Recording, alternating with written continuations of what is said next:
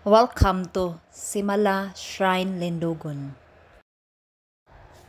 Way back year 1991, after pumutok ang Mount Pinatubo, ang mga monghe ay lumipat dito sa Cebu at tumira sa kabukiran ng Lindogon, Simala. Nung bago silang dumating dito ay isang maliit na chapel lamang ito at sa ngayon ay napakalaking isang palasyo at dinadayo ng mga libo-libong mga katao pag weekly at weekdays naman ay bihira lang mga hundreds of people lang. Hindi lang taga Cebu ang nandito, karamihan ay taga iba't ibang lugar sa Pilipinas. Mahal na mga tao ang shrine na ito sapagkat marami na ang natulungan. Malulubhang mga sakit tulad ng cancer, kahit anong stage pa yan. At kung gusto mong makapasa sa mga board exams or mga klaseng intention or petitions or granted prayers ba kaya. So pwede kayong pumunta dito, agahan nyo lang at kailangan nyo magdala ng ballpen or papel at para isulat nyo kung anong gusto nyong ipapray sa mga monghi at ihulog nyo lang sa drop box. Makikita nyo yan dito. Nakikita nyo yan, mga testimonies yan ng mga tao. Nagdadala sila ng kahit ano o mga scratches.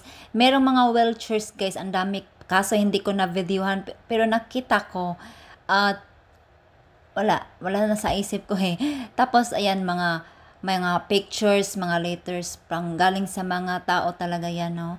Ang dami na napagaling dito, guys.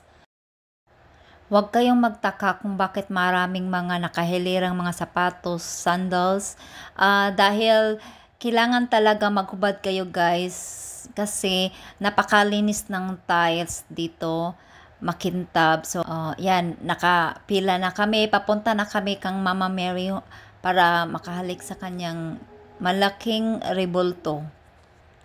Gusto ko lang isingit guys, no? Personally, nakita ko naman si Mama Mary at nayakap ko siya.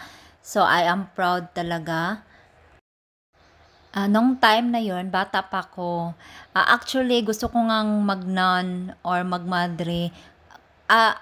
Pumasok talaga ako sa kumbento guys, kaso lumabas kasi ayaw ng mama ko na maging madre ako. Hindi siya pumayag.